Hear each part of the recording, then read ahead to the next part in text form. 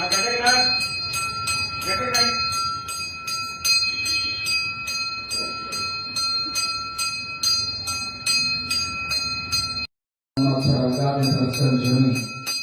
లక్ష్మీ సత్యనారాయణ స్వామి దేవస్థానం నందు పంచాంగ శ్రవణ కార్యక్రమం ప్రారంభమవుతోంది. భక్తులతో కూడా పై కార్యక్రమం పాల్గొని భగవంతుల అనుగ్రహాన్ని పాత్రగా వచ్చిన ప్రార్థన.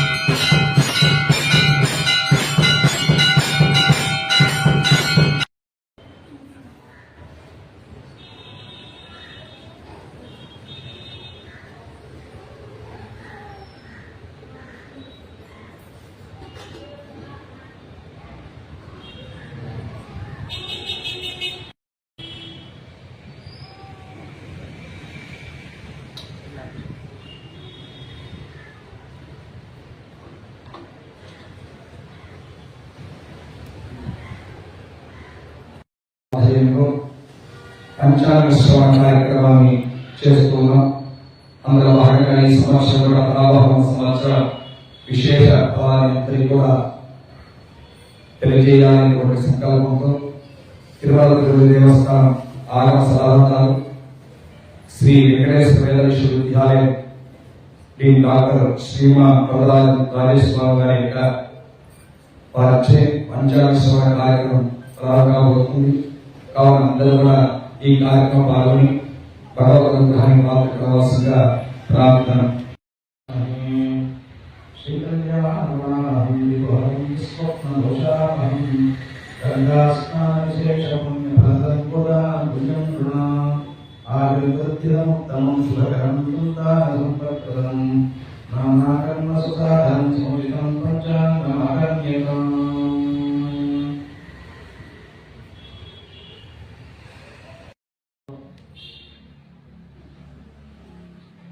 మన ప్రాచీనమైనటువంటి వైదిక సంస్కృతిలో వేదములు, ఉపవేదములు, వేదాంతములు, తదనుగుణమైనటువంటి శాస్త్రముల యొక్క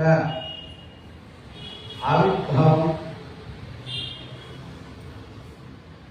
దేని ప్రయోజనాన్ని ఉద్దేశించబడింది అంటే వేదములు, వేదములయందు సూచించబడినటువంటి యజ్ఞముల యొక్క అనుష్ఠానాన్ని కాపాడడం కొరకు అని అర్థమవుతుంది.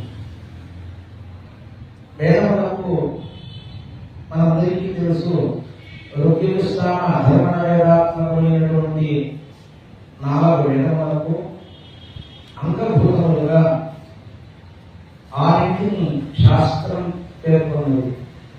శిక్ష, వ్యాకరణం, నిరుక్తం, ఛందస్, కల్పం, జ్యోతిషం అన్నటువంటి 6 అంగములు. ఆ వేద పురుషుని యొక్క 6 అంగములలో వేదం యొక్క ఉచ్చారణాది నియమములను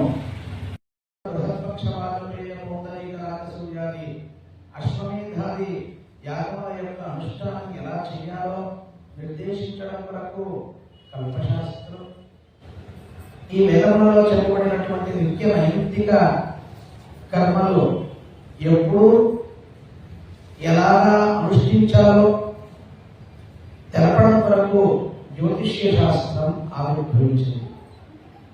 ఇలా వేద ప్రోక్తమైనటువంటి ధర్మములను రక్షించడం కొరకు ఏర్పడినటువంటి వేద పురుషుని యొక్క నేత్రస్థానంగా పిలువబడినటువంటి జ్యోతిషాం అయనం చక్షు అని శాస్త్రం చేస్తోంది. జ్యోతిషం పరమాత్మ యొక్క నేత్రస్థానీయం. సాక్షాత్తు వేదమే పరమాత్మ శరీరమైతే శిక్షా ఘ్రాణంతు వేదస్య, నాసికాస్థానం శిక్షాశాస్త్రమైతే జ్యోతిషాం అయనం తథా నేత్రస్థానీయం జ్యోతిషస్థానమైతే నిగమః నిరుక్తం, ముఖం వ్యాకరణం స్మృతం, వ్యాకరణ శాస్త్రం వేద పురుషుని యొక్క ముఖస్థానీయమైతే హస్త కల్పోధపఠ్యతే, హస్తం 2 చేతులు కల్పశాస్త్రమైతే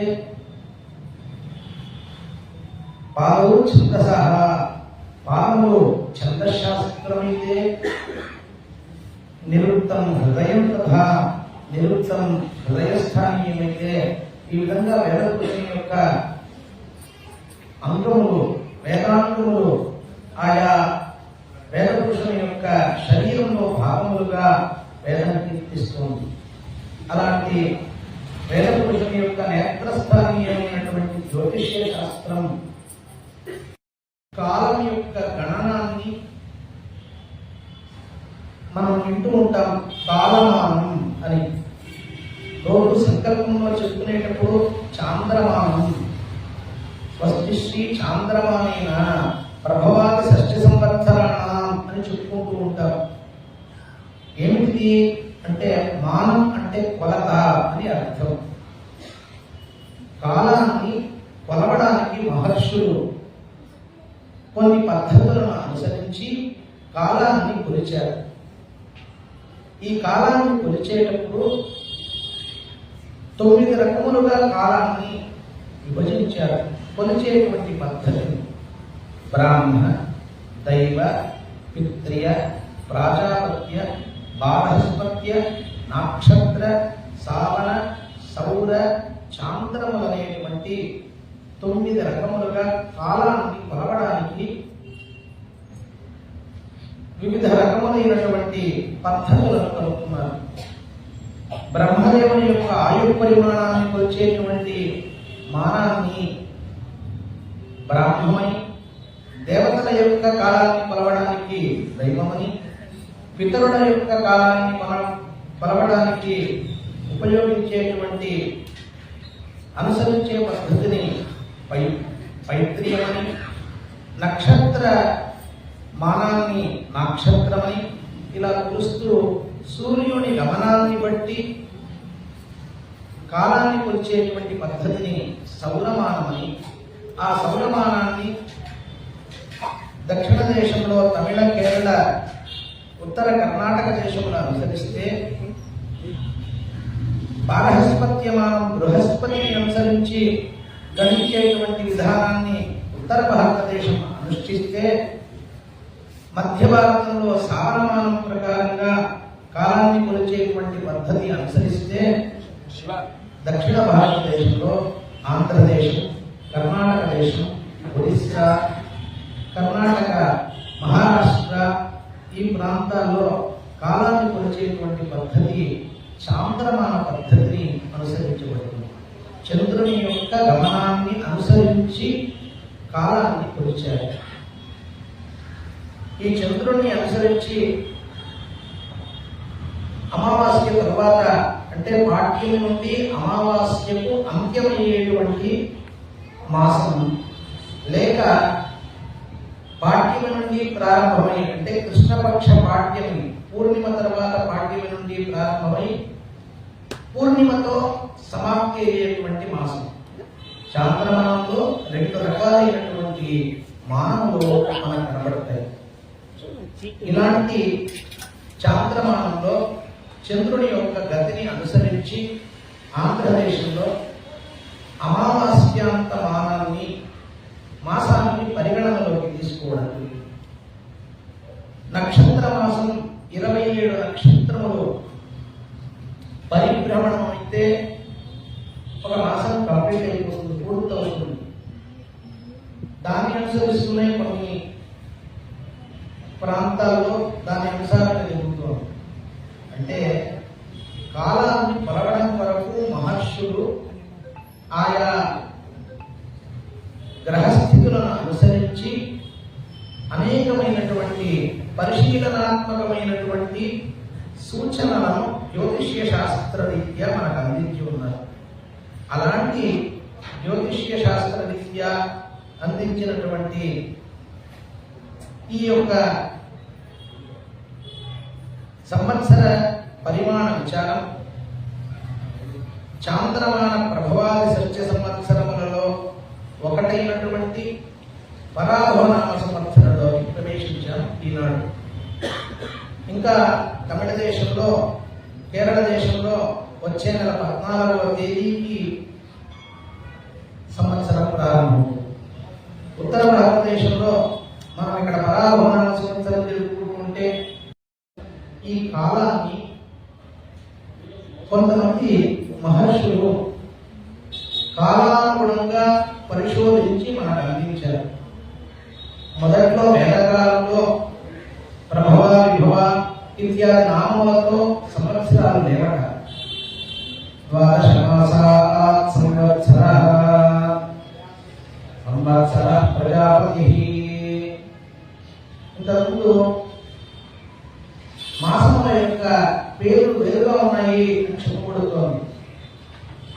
మధుశ్చ మాధవశ్చ శుక్రశ్చ శుచిశ్చ నభశ్చ భరత్యశ్చ ఇషశ్చోర్జశ్చ తపశ్చ తపస్యశ్చ సహశ్చ రహస్యశ్చ. ఈ వేదకాలంలో ఉన్నటువంటి మాసముల యొక్క పేరు మధుమాసం, మాధవ మాసం, సహస్య మాసం, తపో మాసం, ఇషమాసం, నభో మాసం. ఇవన్నీ వేదకాలీనమైనటువంటి నామధేయాలు. ఆ తరువాత కాలంలో నారద మహర్షి ఒకానొక సందర్భంలో సుందరమైనటువంటి యువతిగా విష్ణువు యొక్క శాపవశాత్తు మారి తాళధ్రుడనేటువంటి చక్రవర్తితో వివాహమాడి ఆ చక్రవర్తితో 60 మంది సంతానాన్ని పొందినటువంటి వాడి అవాంతర కాలంలో మరలా తన యొక్క స్వరూపాన్ని తాను పొంది పరమాత్మను ప్రార్థన విశిష్టమైన ఉపాఖ్యానంగా ఇది చెప్పబడుతుంది. అంటే అంతకు పూర్వం సంవత్సరముల వివాహం ప్రభవ, విభవ అనేటువంటి పేరులతో కాక సంవత్సర, పరివత్సర, విడావత్సర, విధువత్సర, వత్సరములు అనేటువంటి 5 రకములైనటువంటి పంచ సంవత్సరం మయం అని లగడ మహర్షి చెప్పేశాడు. ఈ వర్గంలోనే వచ్చే సంవత్సరం పరివత్సరం, ఆ తరువాత వత్సరం విడావత్సరం, ఆ తర్వాత వత్సరం విద్వత్సరం, ఆ తర్వాత వత్సరం వత్సరం. ఇట్లాంటి మరణ సంవత్సర, పరివత్సర, ఇడావత్సర, ఇవత్సర, వత్సరం అనేటువంటి పేర్లతోనే వ్యవహారం ఉండేదట. కానీ నారద మహర్షి వారి యొక్క కాలం తర్వాత అటువంటి నామములలో పరాభవ నామ సంవత్సరంలోకి ప్రవేశించాం. ఈ పరాభవ నామ సంవత్సరం ప్రారంభమై 5126వ సంవత్సరం అయితే ఇప్పుడు మనం 5127వ సంవత్సరంలోకి ప్రవేశించాం. మరి కలియుగం ఎన్నవ కలియుగం ఇది అంటే 28వ కలియుగంగా మనకు చెప్పబడుతుంది. కలియుగం, ద్వాపరయుగం, త్రేతాయుగం, కృతయుగం, ఈ నాలుగింటికి కలిపి ఒక మహాయుగం అని శాస్త్రంలో సూచించబడింది. బ్రహ్మదేవుని యొక్క 100 సంవత్సరములు పూర్తయితే మహాప్రళయం మనకు సంభవిస్తుంది. అటువంటి కలియుగంలో కలియుగం ఎంత పరిమాణం అంటే 4,32,000 సంవత్సరాల పరిమాణం కలిగినటువంటి ఈ యొక్క కలియుగంలో మనం నిత్యము సంకల్పించుకునేటువంటి ప్రథమ పాదే 1,08,000 సంవత్సరములు ఒక పాదమైతే ఆ 1,08,000 సంవత్సరములలో మనం 5,127వ సంవత్సరంలోనే ఇంకా మనం ఉన్నాం ప్రస్తుతం. అటువంటి పరాభవనామ సంవత్సరానికి ఆది దినం ఈనాడు యుగాది అని పిలువబడుతుంది. చాంద్రమాన వత్సరాదిగా మనం వ్యవహారం. ఈనాడు ఏం చేయమంటోంది శాస్త్రము అంటే 6 విషయములను ఖచ్చితంగా చేయాలి అని అంటుంది. మొట్టమొదటిది అభ్యంగన స్నానం, తలస్నానం చేయాలి. నూతన వస్త్రధారణం ద్వితీయ, రెండవది నూతన వస్త్రధారణం చేయాలి. మూడవది దేవతారాధనం, దేవతా పూజ మూడవది. నాలుగవది నింబ కుసుమ భక్షణం, ఉగాది పచ్చడి అనే పేరు నాచినటువంటి షడ్రసోపేతమైనటువంటి పదార్థాన్ని స్వీకరించడం. జ్యేష్ఠానాం అందరం, పెద్దలకు నమస్కరించి ఆశీస్సులు తీసుకోవడం. పంచాంగ శ్రవణం, పంచాంగాన్ని శ్రవణం చేయడం. ఈ 6 అతి ముఖ్యమైనటువంటి కర్తవ్యములుగా శాస్త్రం నిర్దేశించింది. అట్లాంటి పంచాంగ శ్రవణం ఈనాడు చేస్తే మనం ఎప్పుడైనా పంచాంగ శ్రవణం చేయొచ్చా? ఈ రోజే చేయాలంటే ఈ రోజు చేస్తే కొన్ని విశేషాలను శాస్త్రం సూచించింది. మిగతా రోజుల్లో ఎప్పుడైనా పంచాంగం శాస్త్రమే కదా, కాబట్టి ఆ శాస్త్రమైనటువంటి విచారాన్ని ఎప్పుడు చదివినా పొందినే. అయితే ఈనాడు శాస్త్రమే విధించినందువలన కొన్ని ఫలములను కూడా నిర్దేశించినందువలన మరింత విశేషం. ఏమిటి? శ్రీకళ్యాణ గుణావహం నికుహరం దుస్వప్న దోషావహం. సమస్తమైనటువంటి కళ్యాణ గుణములు మనలో గుణముల యొక్క గుణములు 2 రకములుగా ఉంటాయి. మనకు సౌఖ్యాన్ని కలిగించేటువంటిది, లేక ఇతరులకు కీడును కలిగించేటువంటిది. మనం గమనిస్తూ ఉంటాం లోకంలో కొంతమంది తమ సౌఖ్యం కొరకు ప్రయాణం చేస్తూ ఇతరులను బాధించరు. కొంతమంది ఇతరులను బాధిస్తూ తాము సౌఖ్యాన్ని పొందుతారు. అలా కాకుండా ఇతరులకు సౌఖ్యాన్ని కలిగిస్తూ తాము సౌఖ్య జీవనాన్ని అనుభవించడానికి ఏ గుణములైతే మనిషికి ముఖ్యమో ఆ గుణములకు కళ్యాణ గుణములు అని పేరు. అటువంటి గుణ సంపత్తి మనిషికి ఏర్పడుతుందట పంచాంగ శ్రవణ పుణ్యం వలన. శ్రీకళ్యాణ గుణావహం రిపు హరం. మానసికమైన వాక్యమైన శత్రువులు తొలగిపోతారు. ఆ తర్వాత ఏమంటారు? దుస్వప్న దోషావహం. సమస్తమైనటువంటి దుశ్చింతలను, దుస్వప్నములను తొలగిస్తుందట. గంగా స్నాన విశేష పుణ్యఫలం.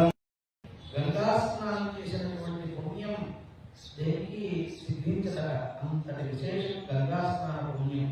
పుష్కరకాలంలో నదుల యందు స్నానం చేస్తే ఎంతటి ఫలితమో, గ్రహణ కాలంలో నది యందు స్నానం చేస్తే ఎంతటి ఫలితమో దానికి 1,000,000 రెట్లు గంగా స్నానం ఒకరోజు చేస్తే ఫలితం. కాబట్టి ఆ గంగా స్నాన విశేష పుణ్య ఫలం ఈ పంచాంగ శ్రవణం వల్ల ఏర్పడుతుంది అంటున్నారు. ఆ తర్వాత గోదాన, ఆ యొక్క గోదాన పుణ్యం తథా గోదాన పుణ్యం 16 రకాలైనటువంటి ముఖ్యమైన దానాలు. ఇవి కాకుండా అనేకమైనటువంటి అనుదానములు అనేకములు. మరి ఈ ముఖ్య దానములన్నిటికీ ఒక దానం చేస్తే అన్ని దానములు చేసినటువంటి ఫలం దేని వలన కలుగుతుందో అది గోదానం అని అంటారు. తాను జీవించి ఉండేలోపు తన యొక్క జీవన కాలంలో ఒకమారైనా గోదానం చేయాలి. ఒకవేళ తల్లిదండ్రులు గోదానం చేయకుండా వెళ్ళిపోయారు అంటే వాళ్ళని ఉద్దేశించి సంతానమైనా పిల్లలైనా వారిని ఉద్దేశంగా గోదానం చేయాలి అని శాస్త్రం నిర్దేశిస్తోంది. గోదానానికి అంతటి విశిష్టత మనకు సూచించింది. అటువంటి గోదాన పుణ్యం ఈ పంచాంగ శ్రవణంలో వస్తుంది. అంతేనా అంటే ఆయుర్వృద్ధిదముత్తమం శుభకరం, ఆ యొక్క ఆయుష్ వృద్ధి అవుతుంది, శుభములను కలిగిస్తుంది. సంతాన సంపత్ప్రదం, సంతానము సంపదలను కలిగిస్తుంది. నానాకర్మ సుసాధనం సముచితం పంచాంగ ఆగమ్యతాం, మనం అనుకున్నటువంటి అన్ని కార్యములను సుసాధనం విఘ్నములు లేకుండా నిర్విఘ్నంగా పరిసమాప్తి చేస్తుంది. కాబట్టి ఈ పంచాంగ శ్రవణం ఈనాడు చేయడం అనేటువంటిది అంత విశేష పుణ్య ఫలంగా శాస్త్రం సూచించింది. అటువంటిది ఈ యొక్క సంవత్సరానికి పరాభవనామ సంవత్సరం అని ఈ సంవత్సరానికి వ్యవహారం. పోయిన సంవత్సరం విశ్వావసునామ సంవత్సరం అయితే ఈ సంవత్సరం పరాభవనామ సంవత్సరం. ఈ సంవత్సరం నామధేయంలో మనం టీవీలలో వింటూ ఉన్నాం, పేపర్లలో చదువుతున్నాం. పరాభవం అంటే అవమానం, తిరస్కారం అన్నటువంటి అర్థములు ఉన్నాయి.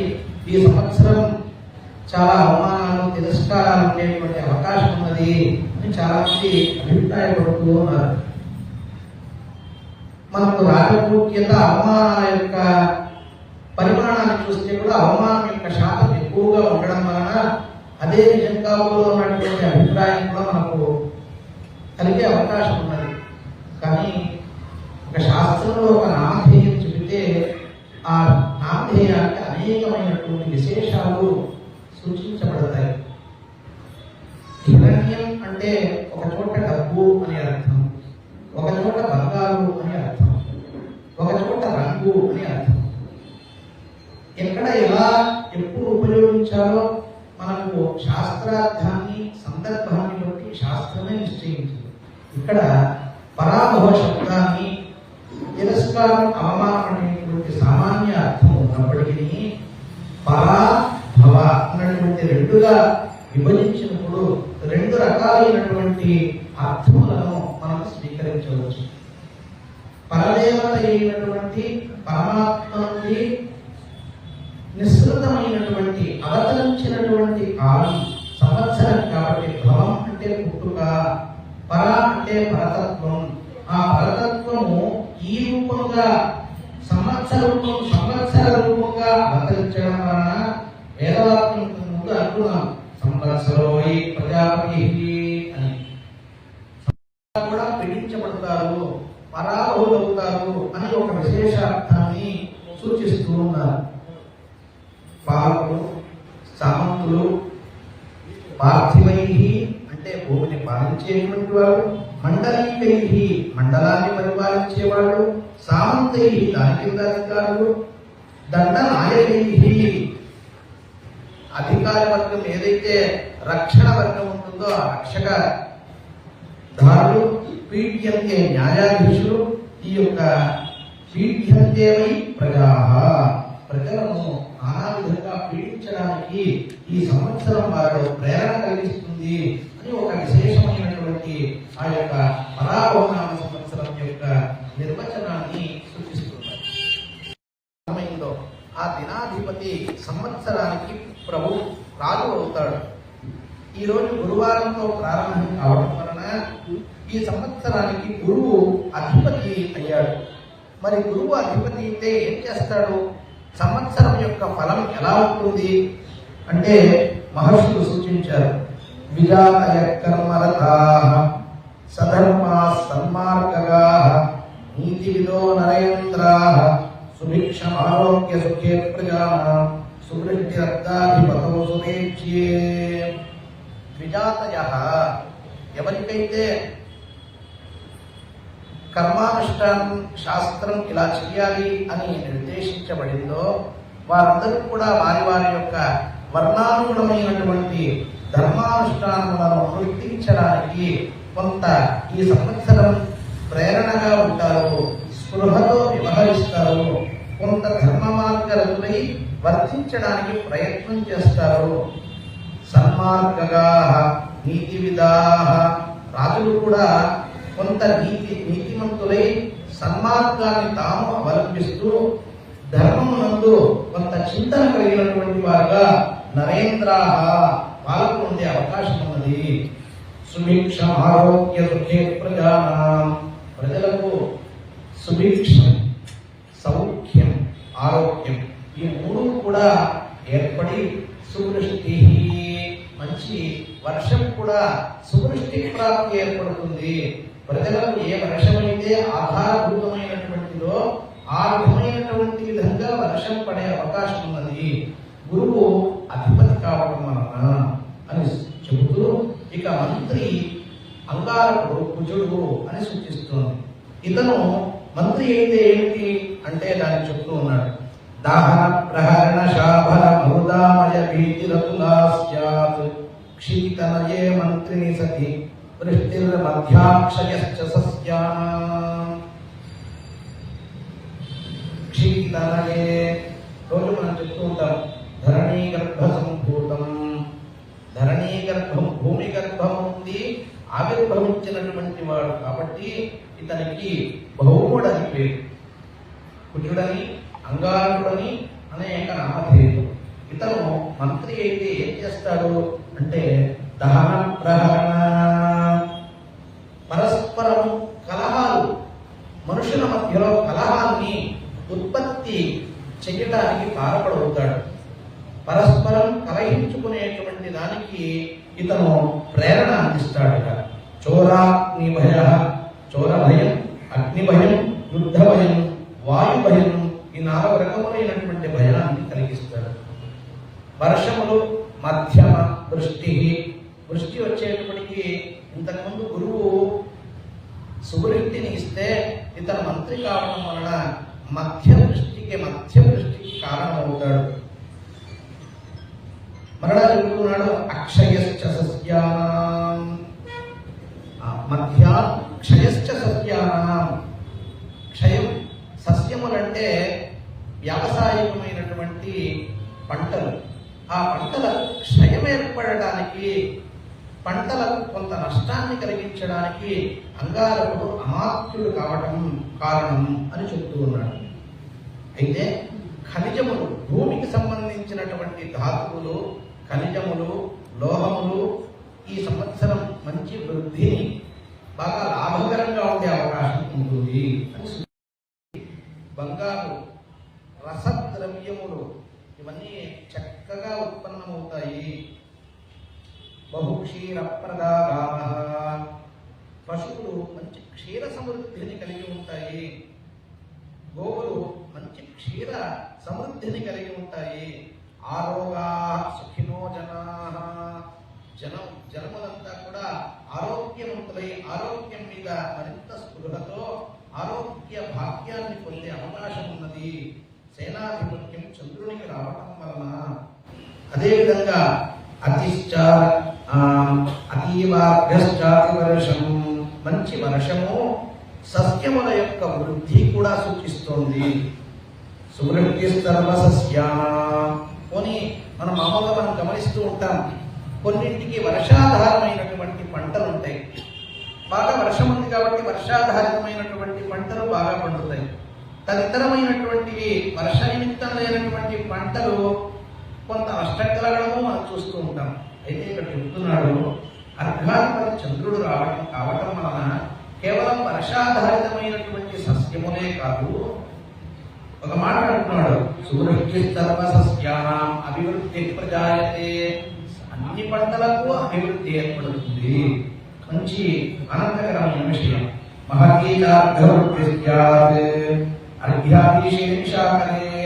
రసద్రవ్యములన్నీ కూడా నూనెలు, అదేవిధంగా క్షీరంతో ఏర్పడేటువంటి రసద్రవ్యములు, తేనె మొదలగు మధుద్రవ్యములు, ఇవన్నింటికి కూడా మంచి చక్కని వృద్ధి వస్తుంది.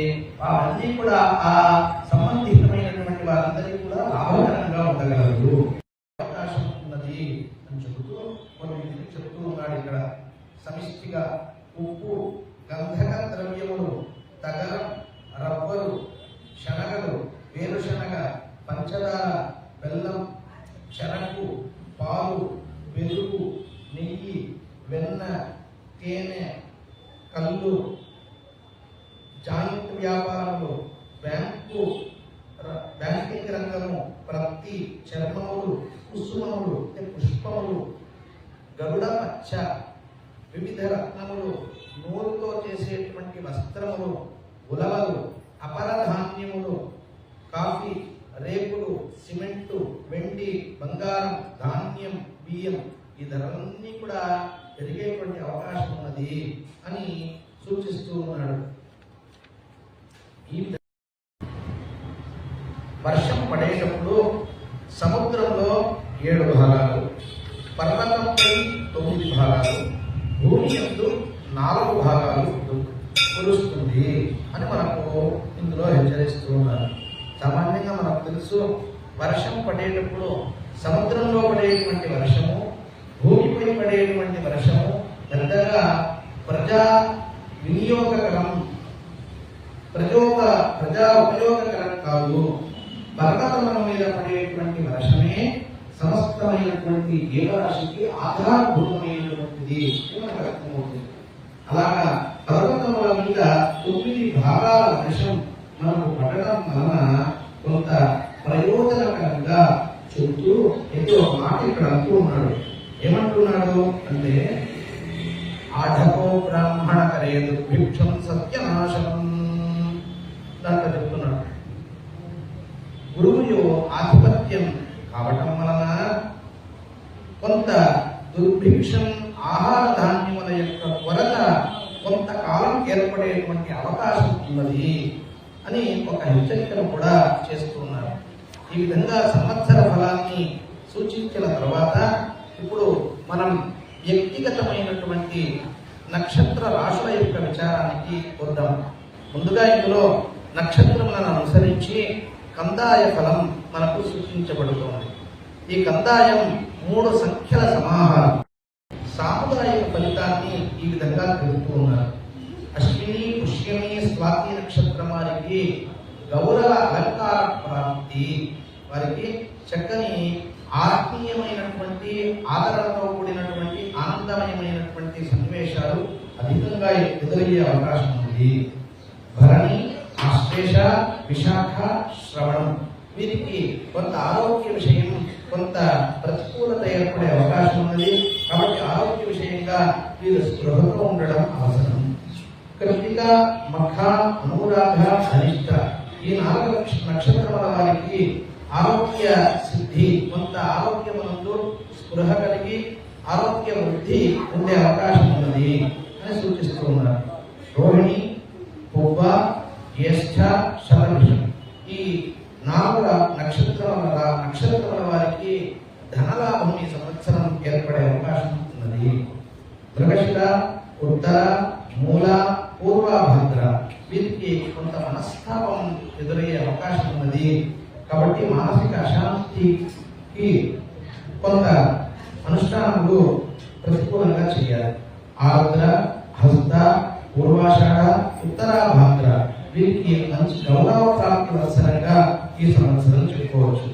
పునర్వసు, చిత్ర, ఉత్తరాషాఢ, రేవతి ఆయుర్వృద్ధికరమైనటువంటి సంవత్సరంగా ఈ 4 నక్షత్రముల వారికి మనం చెప్పుకోవచ్చు. మొత్తం మీద మనం ఈ యొక్క రాశి కందాయ ఫలితాలను మనం చూసుకుంటే మనము దీన్ని ఎలా చూసుకోవాలి అంటే 2 రకములైనటువంటి ఫలములు మనం గమనించుకోవాలి. మానసికములుగా శారీరకములుగా 3 రకములైనటువంటి పాపముల వలన ఏర్పడుతుంది. ఈ 3 రకములైనటువంటి పాపములతో ఏర్పడినటువంటి దోషములే గ్రహముల రూపములో మనకు జాతకంలో సూచించబడతాయి. కాబట్టి ఈ 3 రకములైనటువంటి సాధనములతోనే మనం వాటిని అధిగమించాలి. ఒకటి వార్షిక రూపమైనటువంటి పాపములను అధిగమించడం, ఏదో ఒక మంత్రాన్ని అనుసంధానం చేసుకొని ఆ మంత్రాన్నో స్తోత్రాన్నో మనం జపమో పారాయణమో చేస్తూనే ఉండడం, ప్రతిరోజు నియమంగా ఎంతో కొంత ఆ మంత్రాన్ని ఆశ్రయించి జపించడం, స్తోత్రాన్ని పారాయణం చేయడం, ఇది వార్షిక రూపమైనటువంటి వాటిని దోషములను పోగొడుతుంది. రెండవది శారీరక రూపమైనటువంటివి. ఈ శారీరక రూపమైనటువంటివి ఆలయంలో ప్రదక్షిణాలు చేయడము, నమస్కరించడము, క్షేత్రం తీర్థయాత్ర చేయడము, పర్వతాన్ని నడిచి స్వామివారిని నడకతో వచ్చి దర్శించుకోవటము, స్వామి కైంకర్యార్థమై పుష్పములను ఫలములను తాము చక్కగా సిద్ధం చేసి అందించడము, శారీరకంగా శ్రమ చేసి మనం పరమాత్మ ప్రీతిని పొందడం, ఇది రెండవది. మూడవది మానసికమైనటువంటి పాపాన్ని భాగవతము, విష్ణు పురాణము లేక తదితరమైనటువంటి గురు చరిత్రాలలో వీటిని మనం సచ్చరిత్రలను మనం చదవటం, వాటి ద్వారా మానసికమైనటువంటి ఆనందాన్ని మనస్సులో నిక్షిప్తం చేసుకొని మానసికమైనటువంటి పాపములను పోగొట్టుకోవడం. ఈ 3 సాధనముల ద్వారా అన్ని శాంతులకు కూడా ఈ 3 మార్గములే శాస్త్రములలో సూచించబడ్డాయి. ఇవి కనుక మనం కొంతవరకు ఏదో కొంత ఆలంబన చేసుకుంటే సులభంగా మనకు ఏర్పడినటువంటి ప్రతికూలతలను మనం అధిగమించడానికి అవకాశం ఉన్నది. కాబట్టి వీటిని గురించి పెద్దగా మనం విచారించకుండా ఈ విధమైనటువంటి అనుష్ఠానముల ద్వారా మనం ఆనుకూల్య ఫలితాలను పొందడం. ఇక సమిష్టి వ్యష్టి అయిన తర్వాత హిమాలయములలో యమునోత్రి నుండి ప్రాదుర్భావమయ్యి హర్యానా రాష్ట్రం గుండా ఉత్తరప్రదేశ్ రాష్ట్రంలోకి ప్రవేశించి ఢిల్లీ, ఆ తదనంతరం మధుర, బృందావనం, ఆగ్రా ఇత్యాది ప్రాంతములయందు ప్రవాహ రూపంగా కలిగి ఉండి ప్రయాగయందు త్రివేణి సంగమంలో గంగా నదితో కూడి తాను అంతర్వాహిని అయినటువంటి సరస్వతితో సంగమం కావడం చేత ఈ యమునా నది కృష్ణుని యొక్క పాదస్పర్శ చేత పునీతమయ్యి అత్యంత పవిత్రమైనటువంటి నదిగా ఈ యమునా నది వద్ద వేణీదానం చేయటం అనేటువంటిది ఎంతో పవిత్రమైనటువంటిదిగా సంతాన ప్రాప్తికి సూచకంగా మనకు చెబుతారు పురాణంలో. అటువంటి యమునా నది పుష్కర సమయంలో జూన్ 2వ తేదీ నుండి 11వ తేదీలోపు పుష్కర స్నానము, శ్రాద్ధము, జపములు, తర్పణములు, వివిధ అనుష్ఠానములు ఆ పుష్కర కాలంలో చేయడం మనకు అవకాశం ఉంటే చేయటం విశేషం. ఇక పుష్కరముల తర్వాత మనకు వివిధమైనటువంటి పర్వములు. ఈ సంవత్సరం మనకు 2 పర్వదినముల ఎందు కొంత విచికిత్స ఏర్పడింది. ప్రచురించేటువంటి పంచాంగంలో పూర్వ సిద్ధాంతాన్ని అనుసరించే, ప్రాచీన పద్ధతిని అనుసరించే గణించడం వలన దాని ద్వారా పర్వములను 2 ముఖ్యంగా గణించారు. ఒకటి విజయదశమి. ఈ సంవత్సరం విజయదశమి విచారంగా కొంత నిర్ణయం ప్రకటించి ఉన్నారు. 20వ తేదీ అక్టోబర్ మహర్నవమి ఉదయం 9:11 వరకు ఉన్నది. అక్టోబర్ 20వ తేదీ 9:12 దశమి ప్రారంభమయ్యి అక్టోబర్ 21వ తేదీ ఉదయం 10:30 గంటల పర్యంతము దశమి ఉన్నది. అప్పుడు 21వ తేదీ సూర్యోదయ కాలానికి బాగా వ్యాప్తిగా దశమి ఉండడం వలన విజయదశమి 21వ కానీ 20వ తేదీ శ్రవణ నక్షత్రం మాధ్యమిక అనంతరమైనటువంటి కాలంలో దశమి శ్రవణ నక్షత్రంతో కూడి ఉన్నందువలన విజయదశమి 20వ తేదీనే అనుష్ఠించాలి అని విజయదశమి నిర్ణయాన్ని ముందుగా పంచాంగకర్త నాకు సూచించి ఉన్నారు. అక్టోబర్ 20వ తేదీనే విజయదశమి అని సూచించి ఉన్నారు. ఇక రెండవ విచారం మకర సంక్రమణ విచారం. ఈ మకర సంక్రాంతి జనవరి 14వ తేదీ 2027వ సంవత్సరం రాత్రి 2:59 సూర్యుడు మకర రాశిలో ప్రవేశిస్తూ ఉన్నాడు. ఇలా ప్రవేశించడం వలన అర్ధరాత్రి యందు సూర్యుడి యొక్క ప్రవేశం ఏర్పడితే దాన్ని ఆ రోజు కింద లెక్క తీసుకోవడం అనేటువంటిది సహజంగా చాలా పంచాంగకర్తలు మనం గమనిస్తూ ఉంటాం. అంటే 14వ తేదీ సంక్రమణం అని చెప్పడం గమనిస్తాం. అయితే సూర్యోదయానికి దగ్గరగా ప్రవేశిస్తే మరుసటి రోజు, సూర్య అస్తమయానికి దగ్గరగా సూర్యుడు మారితే ముందు రోజు కింద లెక్క. కాబట్టి 2:59 అంటే దాదాపు అర్ధరాత్రి. 3 గంటలకు సూర్యుని యొక్క ప్రవేశం మకర రాశిలోకి ప్రవేశించడం వలన సూర్య అస్తమయం కంటే సూర్యోదయానికి దగ్గరగా రాశి మార్చడం వలన 15 జనవరి రోజే మకర సంక్రమణం అని పంచాంగకారులు మనకు సూచించి ఉన్నారు, పంచాంగం చెప్తారు. కాబట్టి మకర సంక్రమణం జనవరి 15వ తేదీ 2027వ సంవత్సరం అని మనం కొంతవరకు గ్రహించాలి. ఈ విధంగా ఉన్నటువంటి సంక్రాంతి రోజు సంక్రమణ పురుషుని యొక్క లక్షణాన్ని అనుసరించి కొంత ఫలితాలను మనకు మహర్షులు నిర్దేశించారు. ఈసారి సంక్రాంతి పురుషుడు మహిష వాహనం మీద స్థితమూర్తి అయి మహిష వాహనం మీద ఆసీనమూర్తి అయి ఉండడం, శ్యామవర్ణ వస్త్రాన్ని ధరించి ఉండడం, అక్షతలను ధరించి ఉండడం, వివిధమైనటువంటి భౌతికా వర్ణములతో కూడి ఉండడం, మిశ్రనామధేయంతో వ్యవహరించబడడం. ఈ కారణం చేత కొంతవరకు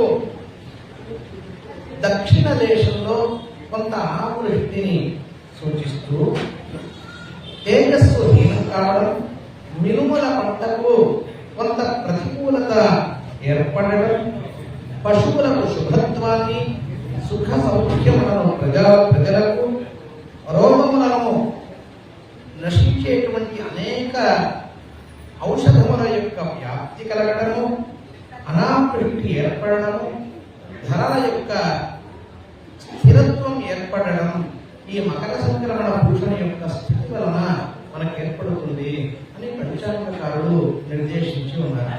కాబట్టి ఈ విధమైనటువంటి సమిష్టి, వ్యష్టి, మిశ్రమమైనటువంటి కాల విశేషాలను మనం గ్రహించి మన యొక్క జాతకరీత్యా ఏర్పడినటువంటి అంశములను కూడా పరిగణనలోకి తీసుకొని దానికి సంబంధించినటువంటి వివిధమైనటువంటి ఉపాయములను శాస్త్రము ద్వారా గ్రహించి అనుష్ఠించి అనుకూలతలను మరింత శుభములుగా, ప్రతికూలతలను అధిగమించడం, దేవతానుగ్రహానికి పాత్రుడు కావడం అనేటువంటిది మన యొక్క జీవన విధానంగా శాస్త్రం నిర్దేశించి ఉన్నందువలన, కాబట్టి ఈ పంచాంగంలో చెప్పబడినటువంటి విశేషాలు కొంత ఎవరైనా ఎక్కువగా ఆలోచించేటువంటి వారు ఉంటారు. దయచేసి వారికి కూడా దీని గురించి ఆలోచన చేయకుండా అధిగమించేటువంటి ఉపాయాలు కూడా పంచాంగకారులు శాస్త్రాన్ని అనుసరించి నిర్దేశించారు. వాటికన్నింటినీ కూడా ప్రత్యేకంగా చాలా ఎక్కువ కాలం అవుతుంది కాబట్టి వాటిని ఇక్కడ చెప్పబడి ఉండలేదు. కాబట్టి మీరు తగినటువంటి విధంగా మీ గురువులను ఆశ్రయించి వారు సూచించినటువంటి విధమైనటువంటి సలహాలలో శాస్త్రీయమైనటువంటి మార్గంలో దేవతోపాసన చేసి తగినటువంటి సుభిక్షమైనటువంటి ఫలితాలను పొందగలుగాక. సర్వే జనాః సుఖినో భవంతు. సమస్త సన్మంగళాని భవంతు. సర్వం శ్రీమన్నారాయణ పదార గీతార్పణమస్తు. ఓం విష్ణవే నమః. ఓం విష్ణవే నమః. ఓం మధుసూదనాయ నమః. ఓం మధుసూదనాయ నమః. ఓం త్రివిక్రమాయ నమః. ఓం త్రివిక్రమాయ నమః. ఓం వామనాయ నమః. వామనాయ నమః. ఓం శ్రీధరాయ నమః. ఓం శ్రీధరాయ నమః. ఓం ఋషికేశాయ నమః. ఓం ఋషికేశాయ నమః. ఓం పద్మనాభాయ నమః. పురుషోత్తమాయ నమః. ఓం అమోక్షదాయ నమః. ఓం నారసింహాయ నమః. ధనాయ నమః. ఓం ఉపేంద్రాయ నమః. ఓం హరయే నమః. ఓం శ్రీకృష్ణాయ నమః. ఓం శ్రీకృష్ణ పరబ్రహ్మణే నమః. శ్రీ భగవదాభ్యయా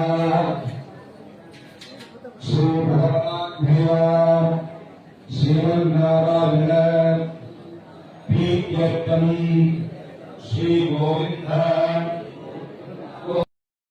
శ్రీరంగక్షేత్రే ఉత్తరదిగ్భాగే శ్రీ లక్ష్మీ సత్యనారాయణ స్వామినః దేవాలయే సర్వభావి షష్ఠి సంవత్సరాణి శ్రీ పరాభరణ సంవత్సరే ఉత్తరాయణే వసంతఋతౌ చైత్రమాసే శుక్లపక్షే ఉత్తరాభాద్ర నక్షత్రం బృహస్పతివాసరయుక్తాయాం శ్రీవిష్ణు నక్షత్రం శ్రీవిష్ణుయోగం శ్రీవిష్ణుకరణం ఏవం గుణం విశేషణం విశిష్టాయాం అస్యాం శుభకృతో మమ గోత్రః. అందరూ మీ గోత్రాన్ని చెప్పుకోండి. వివాహంలో భర్త పేరు, భార్య పేరు, మీ కుటుంబ సభ్యులతో చెప్పుకోండి. వివాహం కాని వారు మీ తల్లిదండ్రులతో చెప్పుకోండి. కుటుంబానాం క్షేమ స్థైర్య ధైర్య విజయ అభయ ఆయుః ఆరోగ్య ఐశ్వర్య అభివృద్ధ్యర్థం ధర్మార్థ కామ్యమోక్ష చతుర్విధ ఫలపురుషార్థ సిద్ధ్యర్థం మమ కుటుంబానాం మమ కుమారస్య కుమార్యాః ఉన్నత విద్యా ప్రాప్తి పరిపూర్ణత లక్ష్మీ హయగ్రీవ స్వామినః అనుగ్రహ సంపూర్ణత సిద్ధ్యర్థం మమ సమస్త జాతక విద్యా గ్రహదోష సంపూర్ణత పరిహారార్థం మమ కుటుంబానాం విభజన్మని పూర్వజన్మని జన్మాంతరేషు భార్య యౌవన కౌమార వార్ధక్యేషు స్వప్న అరహరణి నమో వాక్యాయ కర్మణః జ్ఞానతః అజ్ఞానతః మహాసంహారిత మహాపాపానాం పరిహారార్థం శ్రీ భూమియాసమేత శ్రీ లక్ష్మీ సత్యనారాయణ స్వామినః పాదారవిందయోః తులసీ పుష్పార్చనం కరిష్యే. అందరూ భగవన్నాసనం చేసుకోండి. స్వామివారి గోత్నామాలందరూ కూడా చెప్పిన తర్వాత స్వామివారి అర్చన ప్రారంభిస్తున్నాం. అందరూ పలకండి. దివ్యాకారం సర్వోదాక్షం శంఖచక్ర గదాధరం ముకుంద ద్వార నిలయం శ్రీ సూక్ష్మవతి సమేత విశ్వక్షేణ ప్రార్థన పూర్వక నమస్కార సమర్పయామి. రమ్యే సత్య పురే దివ్య వృక్షరాజ విరాజితే రమయ సహితం సత్యనారాయణ స్వామినః ఉపాస్మహే. ధ్యానం శాంతాకారం విజయశయం పద్మనాభం సురేశం విశ్వాకారం మేఘవర్ణం సుభాంగం లక్ష్మీకాంతం కమలనయనం యోగవృద్ధ్యానగమ్యం వందే విష్ణుం భవభయహరం సర్వలోకైకనాథం. ఏకక్షామం దీపరోషేయవాసం శ్రీవత్సాంగం కౌస్తుభోపాశురాంగం పుణ్యావేకం పుండరీకారివాక్షం విష్ణుం వందే సర్వలోకైకనాథం. నమస్తభూతానాం ఆదిభూతాయ ధ్రువదే అనేకరూపరూపాయ విష్ణువేత్తర విష్ణువే. సహంకచక్రం సకీర్ణకుండలం సపీతవస్త్రం సరహీరుయేక్షరం సహారవక్షస్థలకౌస్తుభం నమామి విష్ణుం శిరసా చతుర్భుజం. నారాయణాయ విద్మహే వాసుదేవాయ ధీమహి తన్నో విష్ణుః ప్రచోదయాత్. నారాయణాయ విద్మహే వాసుదేవాయ ధీమహి తన్నో విష్ణుః ప్రచోదయాత్. లక్ష్మీం క్షీరసముద్రాదిమయాం శ్రీరంగరామేశ్వరీం దాసీభూతసహస్రయోనికాం లోకైకదీపాం ప్రణాం. శ్రీమన్మంతకటాక్షరత్రవద్బ్రహ్మేంద్రగంగాధరాం తాం దైవోక్తగంభీం తల్లుతాం వందే ముకుందప్రియాం. శుద్ధలక్ష్మీ మోక్షలక్ష్మీ జయలక్ష్మీ సరస్వతి శ్రీలక్ష్మీ వరలక్ష్మీ చ ప్రసీద మమ సర్వదా. ధనుర్ధరాజే విద్మహే సర్వసిద్ధే ధీమహి తన్నో ధరాత్ ప్రచోదయాత్. మహాదేవ్యే చ విద్మహే విష్ణుపత్నే ధీమహి తన్నో లక్ష్మీ ప్రచోదయాత్. ప్రతి శనివారం మన ఆలయంలో సామూహిక శుక్రవార సేవ విష్ణు సహస్రనామం ప్రతి శనివారం ఉదయం 6 గంటలకు మన ఆలయం జరుగుతుంది. అందరూ ప్రతి శనివారం రోజు ఈ యొక్క ఆలయం భాగుని భగవదనుగ్రహం ప్రాప్తిస్తూ ప్రతి నెల పౌర్ణమి రోజు సామూహిక సత్యనారాయణ స్వామి వ్రతం జరుగుతుంది. ఈ వ్రతం పౌర్ణమి రోజు ఉదయం 7:30 ప్రారంభించి మధ్యాహ్నం 12 వరకు ఈ వ్రతం జరుగుతుంది. కావున భక్తులందరూ కూడా ప్రతి నెల పౌర్ణమి రోజు విశేషంగా జరిగేటువంటి వ్రతంలో పాల్గొని సత్యనారాయణ స్వామి వారి అనుగ్రహాన్ని ప్రార్థించవలసిగా ప్రార్థన. ఓం కృష్ణాయ నమః. ఓం గణనాథాయ నమః. ఓం వాసుదేవాయ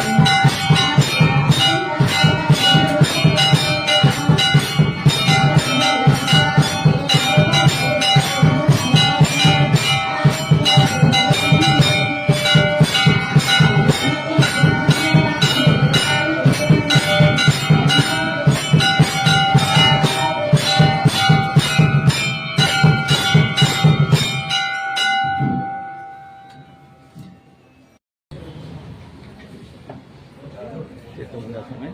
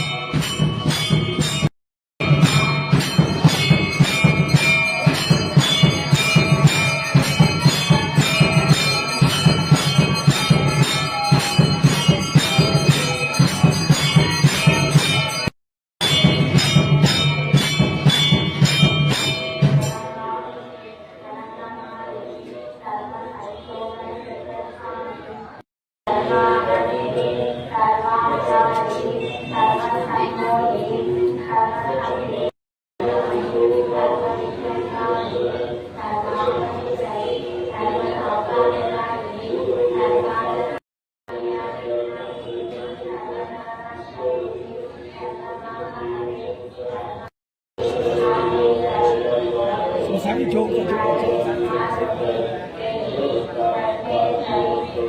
chúng